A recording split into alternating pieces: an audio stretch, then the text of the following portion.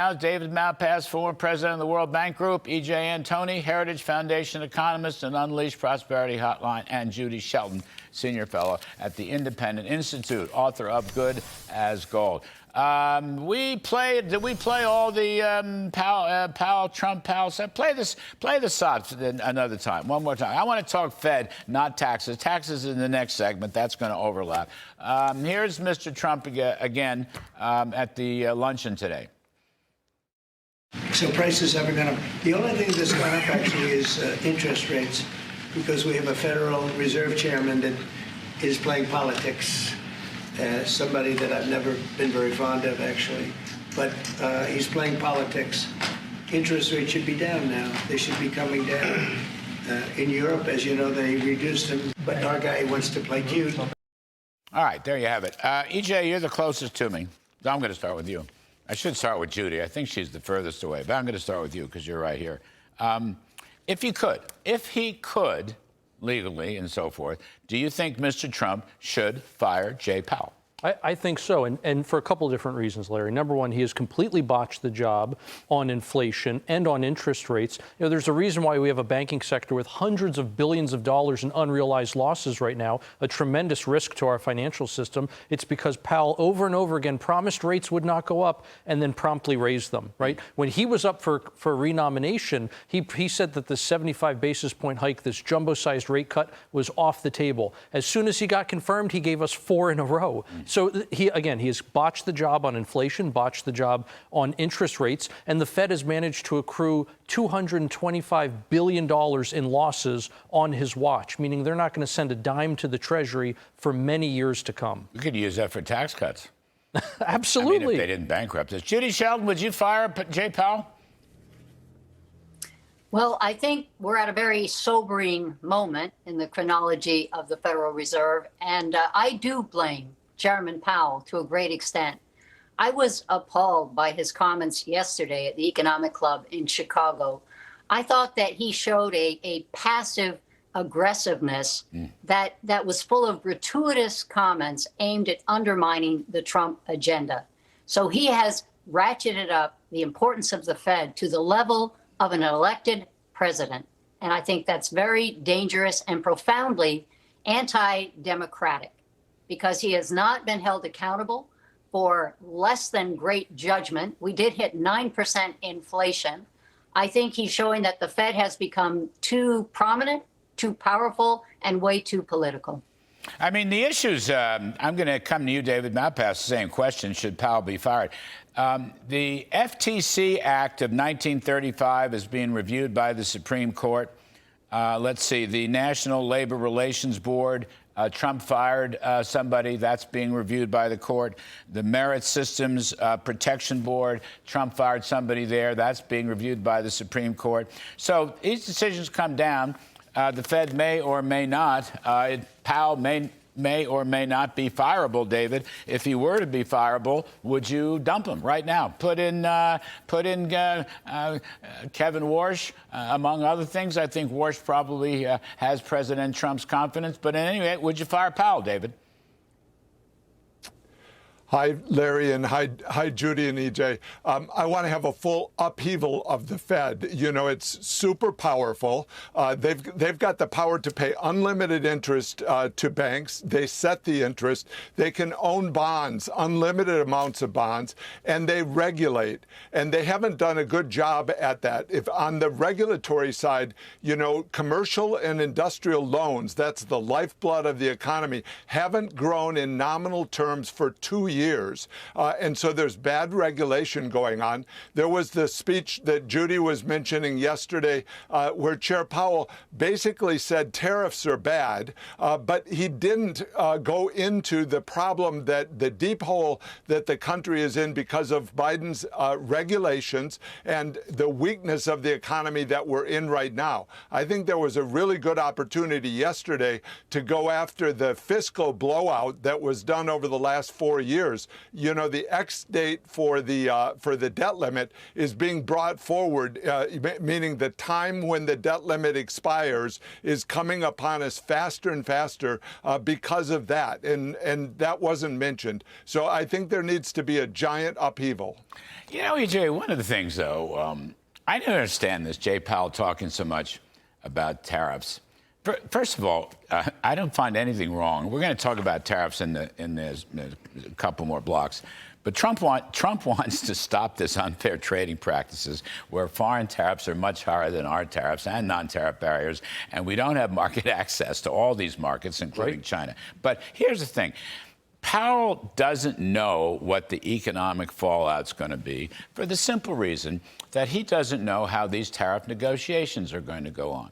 And the president, you heard the president today, was very bullish about these tariff negotiations. All right? And he may well be right. Okay? You never want to shortchange Trump, who was a master negotiator. So where does Jay Powell get off second-guessing the president in public that it's going to be bigger, the tariffs, the pain, inflation will be higher, and growth will be lower? We don't know any of those variables right now. And yet, he sought to second-guess the president in public at the Chicago Economics Club. Now, I mean, that takes a lot of chutzpah, if you ask me.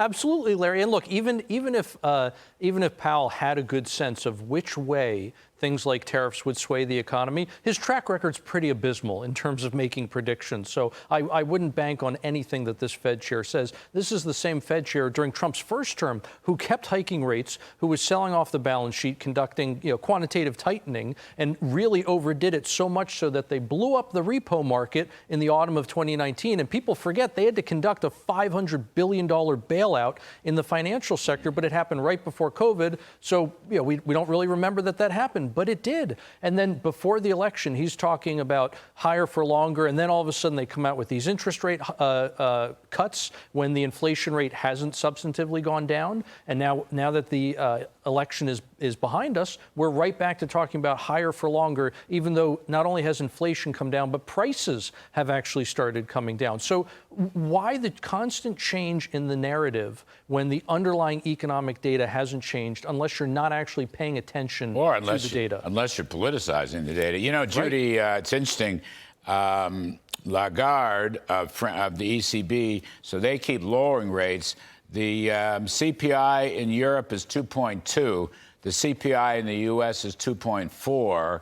Pretty close, both close to the 2% target. But I notice, and I'm sure Mr. Trump, who pays a lot of attention to energy and oil prices, commodity index, the CRB index, has come down quite a bit in recent weeks, and so has oil and energy prices. So I just wonder, there may be, Mr. Trump, my experience is Mr. Trump is quite a good investor and understands markets very well. His call for lower interest rates is not without merit, Judy Shelton. I think he's a very savvy investor who understands the way currency markets work. And right now, the currency manipulators are the major central banks. So he was 100% right in saying that for the 7th time in a row, the European Central Bank is lowering its target interest rate. So at 2.25%, just think, the United States is staying, through Chair Powell, in a wait-and-see mode at 4.4%. That's the rate they're paying.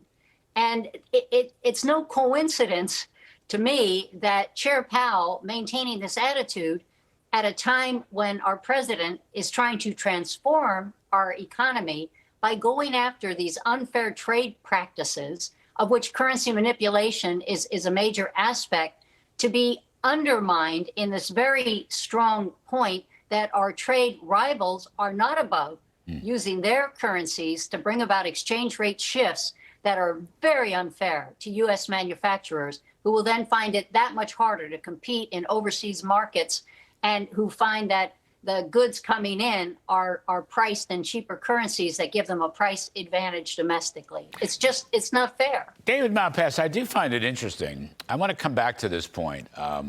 Here's Powell publicly second-guessing the president on trade policy. Powell doesn't know anything about trade policy.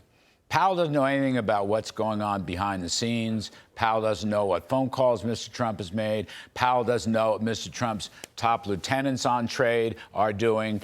Who is Powell to suggest, by the way? I mean, the implication, as I listened to Powell's speech and read some commentary on it, is that the trade efforts by Trump are bad and they're going to backfire. Powell knows no such thing about that. He's not endorsing it. He's coming out against it. And I think, again, as I said, there's a lot of chutzpah there.